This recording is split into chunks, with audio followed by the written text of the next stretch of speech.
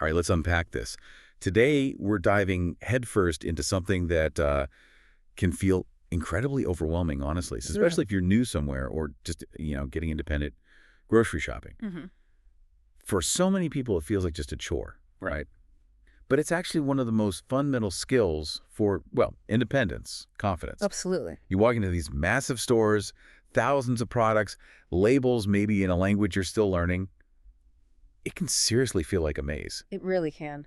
So our mission today is to kind of demystify it, hmm to simplify that whole experience and hopefully make your next trip not just manageable, but maybe even a little enjoyable. Yeah, it's fascinating because, on the surface, it looks simple, go and grab food. But there's this incredibly clever, often unseen logic behind how grocery stores are actually designed. Oh, interesting. And once you start to see that structure, mastering your trips just gets so much easier. You save time, you save money, and honestly, you shed a whole lot of stress. That sounds good. And whether you call it a grocery store, which is, pretty standard in American English, or a supermarket, which you hear more in British English, the basic principles for navigating them effectively, they're remarkably similar. Okay, here's where it gets really interesting for me. You might think grocery shopping starts, the second you walk through those automatic doors. Right. But after years of doing this, I've learned the real secret. The actual prep, the magic. Really, it starts before you even leave the house. Oh, 100%. Getting yourself set up beforehand is, I think, the biggest game changer. Absolutely. Think of your shopping list not just as like a reminder, but as your personal roadmap. It guides you. My biggest tip, and I definitely learned this the hard way, is organize that list by category. Put all your fruits and veggies together, then dairy, then maybe, say, cleaning stuff. Ah, okay. Why? Well, because stores are usually laid out that way. It stops you from, zigzagging all over the place. Makes sense. And for anyone working on their English, writing the list in English, it's fantastic vocabulary practice. Plus, it gets you ready for reading the signs inside. Good point. Just start with the basics. Produce, meat, fish, dairy, bread, bakery items, canned goods, frozen things, drinks, household stuff. Those main categories. That's brilliant advice about the list. Yeah. Really practical. And okay, before you even head out, you got to think about payment, right? Yeah. How you're actually going to buy everything. Exactly. Most places you'll go in English-speaking countries have options. Cash, credit cards, debit cards. Usually having a mix is smart. Yeah. And here's a tiny tip, but it can be a lifesaver. Yeah. Always try to have some coins, like loose change. Oh, for the carts. Yes. You'd be surprised how many shopping carts still need a coin deposit. You don't want to get stuck right at the entrance. True. Been there. And beyond money, bring reusable bags. I mean, it's better for the planet, obviously, but lots of stores charge for plastic now or just don't have them. Right. Saves you a bit, too. Definitely. Your phone can be useful, sure, for a quick translation or checking conversions, but try not to rely on it too much. Push yourself to read the labels in English. Good challenge. And this is critical. If you have allergies or dietary restrictions, have an English list of ingredients you must avoid. That's vital. It gives you confidence checking labels or asking staff. Okay, so you've prepped, list, payment, bags, allergy list. But I still remember walking into those giant stores for the first time. It was just, whoa, where do I even start? It's easy to feel swamped. Oh, I totally get that feeling. It's like stepping into a different universe sometimes. But once you get the basic blueprint of the store, that chaotic feeling starts to fade, really. Okay, so what's the blueprint? Well, as you walk in, you'll usually see the shopping carts right away, the big-wheeled ones for a major shop, and often smaller hand-carried baskets if you're just grabbing a few things. Picking the right one matters. It really does, sets the tone. And nearby, there's almost always a customer service desk. Please don't hesitate to use it. Reminder. They're there for questions, returns, finding things. Honestly, the staff are usually incredibly patient and helpful. Don't be shy. Okay. You'll also probably see big displays right near the entrance, promotions, seasonal stuff, designed to catch your eye immediately. Ah, the temptation. Exactly. Then the main store sections often follow, a pretty logical flow. Produce fruits and veggies almost always near the entrance. Bright, colorful, makes the store feel fresh and welcoming. It's deliberate. Clever. Dairy, like milk and yogurt, usually along one of the far walls in the cold cases. That actually makes you walk deeper into the store, past more aisles. More temptation. You got it. Meat and seafood is another big section, often with the service counter where staff can cut things for you or give advice, plus all the prepackaged options. Okay, so you get past that outer ring, the fresh stuff, the dairy. Then you hit the middle, the aisles. Yeah. That's the real maze part, right? It can feel like it, yeah. But it's not a maze without a map. Those aisles, they're numbered. They're labeled, clearly. Think of those signs hanging overhead as your GPS. Right. You'll find common categories like canned goods, jarred stuff, great budget staples, bread and bakery, often smelling amazing because they bake fresh daily. Fresh bread. Definitely.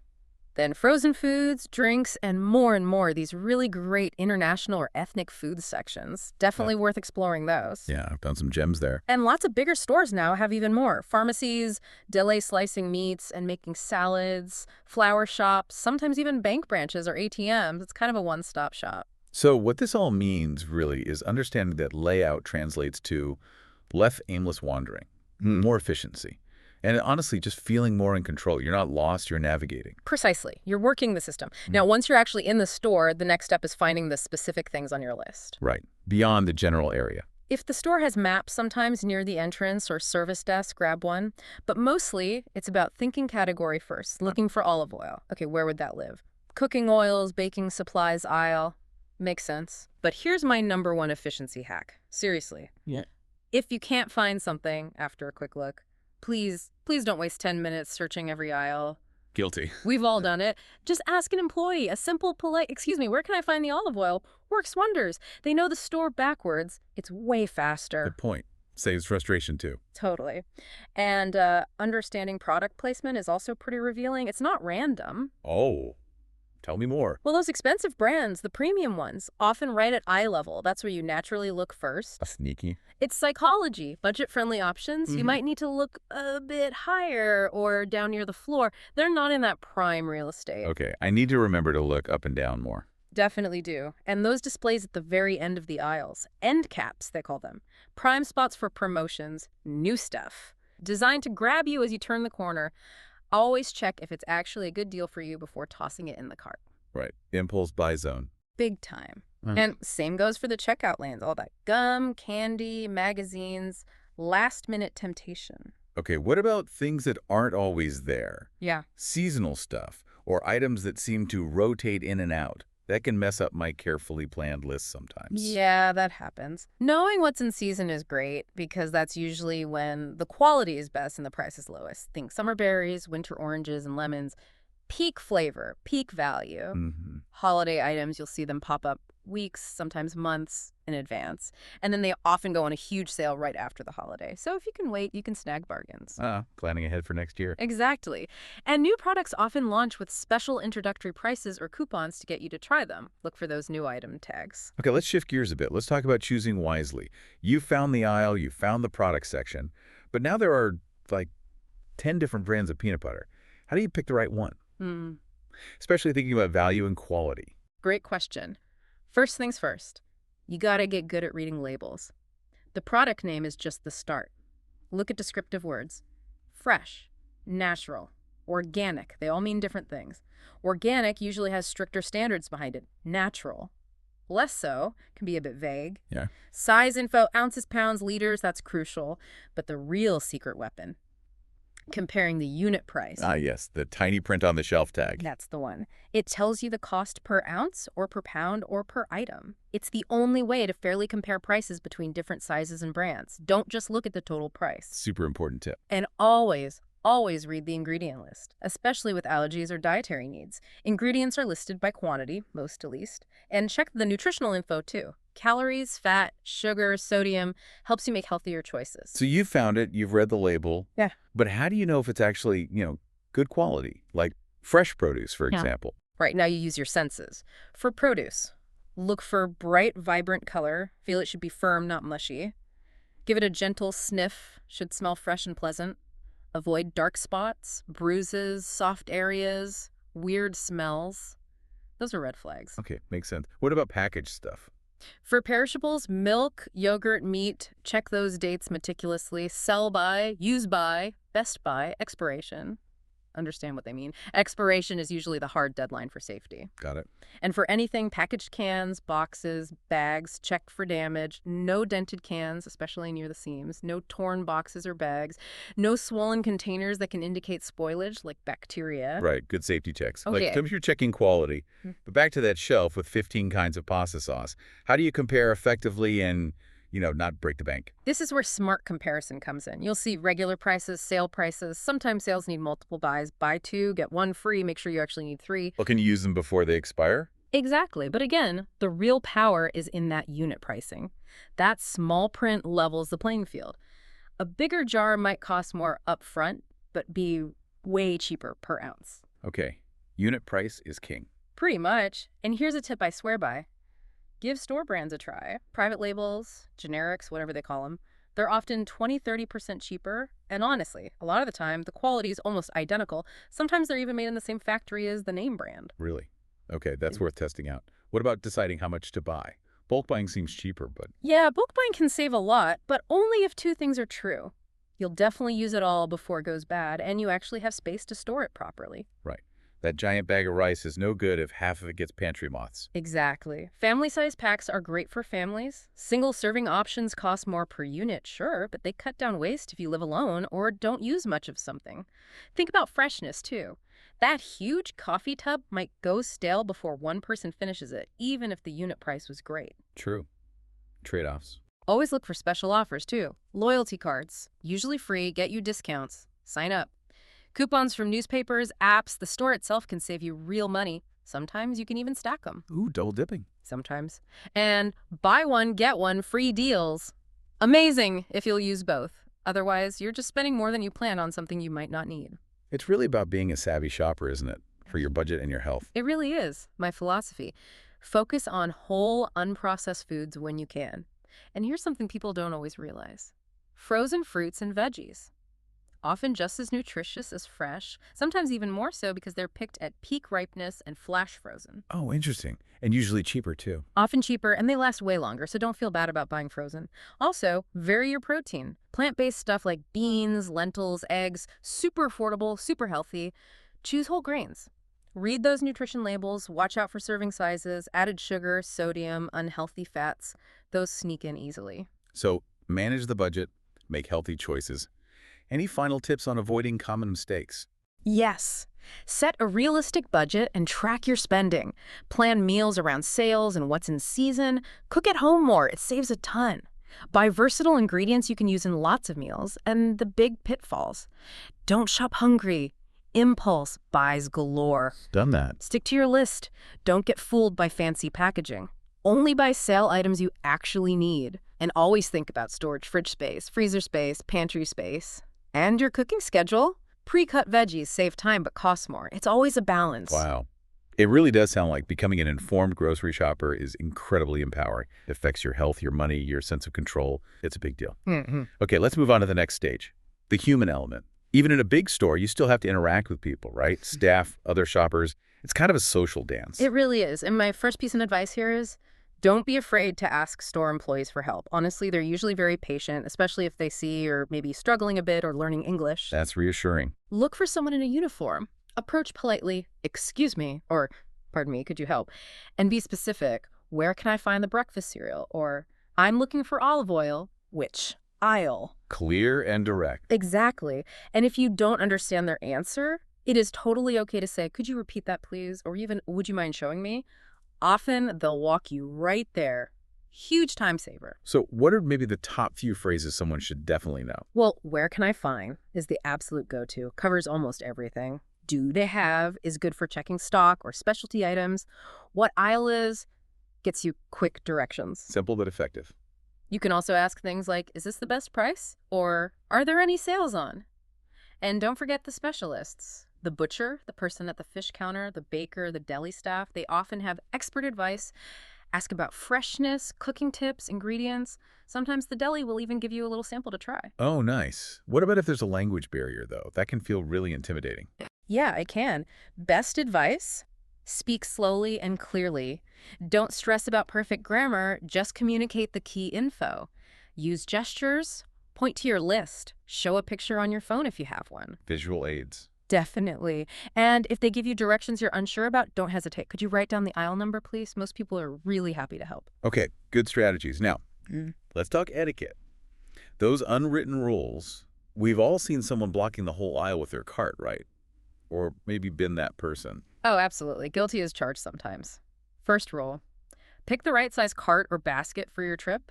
Don't take a giant cart for 3 items. Yeah, clogs things up. When you're looking at stuff, keep your cart close, but park it to the side, out of the main traffic flow if you're going to linger. Think of it like parking a car. Good analogy. And generally, try to stay to the right in the aisle, like driving. Be aware of people trying to get past. And please, please, return your cart to the cart return area in the parking lot when you're done. Yes. Pet peeves when they're left randomly. Mine too. It's just basic courtesy. What about in the checkout line? That's Yeah. another key etiquette zone. For sure. Give the person in front of you some space. Don't crowd them. Wait your turn patiently. Patience is key. It really is. And here's a nice gesture. If you have a full cart and someone behind you only has 1 or 2 things, letting them go ahead is always appreciated. Small kindness. Yeah, pays it forward. If you accidentally bump someone, just a quick, oh, excuse me, or sorry about that, is usually enough. If lines are long or machines break down, try to stay calm. And if there's a big mess, like a spill, tell employee, don't try to clean it up yourself. They have procedures. Okay, good advice. Now for the final stretch, the finish line. Maybe the final boss. The checkout. It's the last hurdle, but you can definitely make it smoother. Absolutely. First step, choose the right checkout lane for you. Express lanes usually have item limits, like 10 or 15 items. Read the sign. Regular lanes are for any amount. Self-checkout is great if you have a medium amount and like to scan and bag yourself. Because you control. It does. The customer service desk, though, usually better for returns or more complicated things, not your standard grocery run. Okay, lane chosen. How do you prep for a smooth, fast checkout? I always feel like I could be more efficient unloading my cart. Ah, the unloading strategy. Yes. Try to organize your cart a bit before you get to the conveyor belt. Group similar items. Put heavy things on first, like cans or bottles. Then lighter stuff. Fragile things like eggs or bread. Last. Smart. Prevent crushing. Exactly. Yes. And if you can, try to face the barcodes towards the cashier as you place items down. Speeds things up immensely for them. Pro tip. Have your payment-ready card out, cash-counted phone app open, and have your loyalty card or number ready, plus any paper coupons. My last tip, do one final quick scan of your list before you pay. Easier to run back for forgotten milk now than make a whole second trip. Oh, good one. That final check. How about the actual scanning and paying? What if a price seems wrong? Most things just scan with the barcode. Produce often needs a code looked up, so the cashier might ask you what kind of apple it is, for example. If a price rings up differently than you expected, just politely ask the cashier to check it. Excuse me, I thought this was on sale. Errors happen, and they can usually fix it right there. Okay, don't be afraid to ask. Never. Also, be ready for things like ID checks for alcohol or tobacco. Large items might need special handling. And again, returns are usually smoother at customer service. All right, so you've paid, you've bagged, but you're saying the job isn't really done yet, right? Not quite. That receipt? Don't just toss it. Take it, check it quickly for errors, but also keep it. It's your proof of purchase for returns, sure, but it's also great for tracking spending later. Budgeting tool. Exactly. And if you have a loyalty card, make sure those points or discounts actually appeared on the receipt. That's where you see the savings add up. Okay, groceries bagged, receipt in hand, heading out the door. What's next? Getting it all home safe and sound. Yep. The journey home is part of the process. Use your cart to get to your car if needed. Load bags, strategically keep cold things together, maybe in an insulated bag if it's hot out or you have a long drive. Good point about insulated bags. Absolutely crucial in summer. And always keep cleaning supplies separate from food. In the car, try not to leave groceries in a hot trunk for long. And here's a golden rule I learned. Try to make grocery shopping your last errand of the day. Get those perishables straight home. Prevents extra stops where the ice cream melts. Precisely. Once you're home, unpack the cold and frozen stuff first. Get it into the fridge and freezer right away. Organize your fridge logically raw meat on the bottom shelf so it can't drip on anything else. Smart food safety. Very important. Learn how best to store different produce. Some like the fridge, some don't. And use that first in, first out idea. Use up the older stuff before opening the new package. Labeling things with the date you open them helps too. So it's really a continuous cycle. How do you use one shopping trip to plan better for the next one? You reflect. Look back at your receipt or your list. Did you forget anything crucial? Did you buy impulse items you didn't need? How did your spending align with your budget? Was the quality good? Learning from experience. Exactly. Maybe you noticed the store was super crowded at that time. Could you go earlier or later next time? This feedback loop helps you refine your list, your timing, your choices. And link it to meal planning. Vitally important. Plan meals around what you bought, especially perishables or sale items. Keep a running list on your fridge or phone of things you're running low on. Maybe try batch cooking some things to use ingredients efficiently. And don't be afraid to explore different stores sometimes. You might find better prices, different products, or just a nicer atmosphere. Keep learning, keep adapting. What a comprehensive journey. Mhm. Seriously, from making that first list, understanding the store's hidden logic, picking the right items, navigating the people, checking out efficiently, and finally getting it all home and stored properly. Yeah. Mastering grocery shopping really feels like a massive life skill. It truly is. It impacts your health, your finances, your time, your confidence. It touches so many parts of daily life. It really does. And maybe this raises an important question for you, the listener, to think about. Consider how your small, thoughtful choices in the grocery store, everything from the list you make to the brands you choose to how you put your groceries away, how all those little things ripple outwards, how they affect your well-being, your budget, maybe even the environment. So what's one small change you could make on your next shopping trip? Something that could have the biggest, most positive impact for you. That's a great question to ponder. Think about that one. We really hope you feel much more confident, more prepared for your next adventure down those grocery aisles after this deep dive. Thanks for joining us, and we'll catch you on the next one.